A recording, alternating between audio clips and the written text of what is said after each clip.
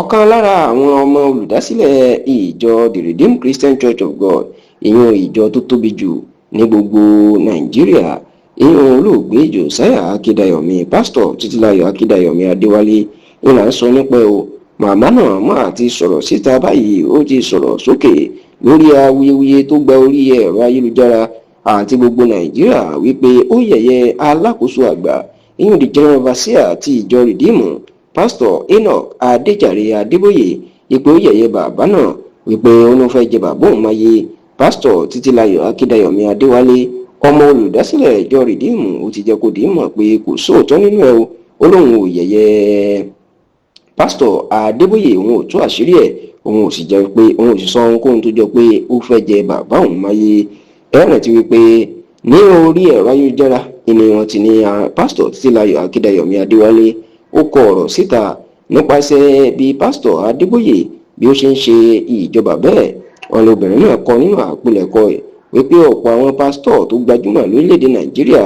ẹni wọn láwọn ò mọ bàbá òun nítorí pé kò sẹ́ni tó mọ̀ pé òun ló dá ìjọ Redeemed sílẹ̀. orúkọ pásítọ̀ Adébóyè ó ti bo gbogbo ẹ̀ mọ́lẹ̀. nínú àpilẹ̀kọ náà ni pásítọ̀ Títílayọ̀ ló ti fi ẹ̀sùn kan pásítọ̀ Adébóyè pé àwọn nǹkan tó wá yẹ kí pásítọ̀ Adébóyè ṣe láti jẹ́ kí orúkọ bàbá àwọn kó má kú, pàápàá bíi fífi orúkọ ẹ̀ sọ àwọn nǹkan tó ṣe pàtàkì nínú ìjọ Redeemed tó dá sílẹ̀. ó ní kò ṣe eléyìí. ó ní fún àpẹẹrẹ ilé ìwé gíga ìjọ Redeemed tó dá sílẹ̀, the Redeemers University, ó ní dípò kí wọ́n fi orúkọ bàbá òun tó dá ìjọ náà sílẹ̀, ó ní wọn fi orúkọ ẹ̀ wọn fi sọ. ó ní èyí tó tún wá burú jù, ó ní wípé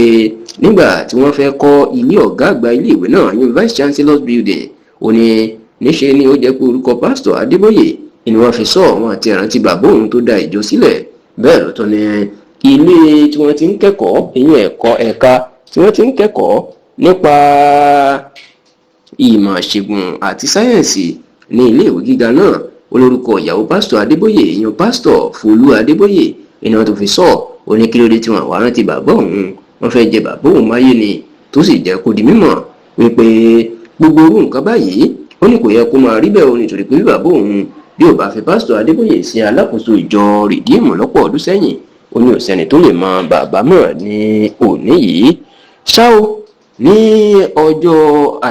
ajé ti ṣe ọjọ́ Monday ọ̀sẹ̀ tá a wà yìí, ẹni pásítọ̀ Títílayọ̀ ni ló pariwo síta pé ọ̀rọ̀ tí wọ́n sọ pé òun sọ yìí ó lóun kọ́ lòun sọ o, ó ní ọ̀rọ̀ lásán ni wọ́n pa mọ́ òun, ó lóun ò tiẹ̀ sọ débi pé òun yóò sọrú ẹ̀, ó lóun ò wá orúkọ kankan fún bàbá òun nílé ayé yìí o, kíkan forúkọ ẹ̀ sọ nǹkan, ó nítorí pé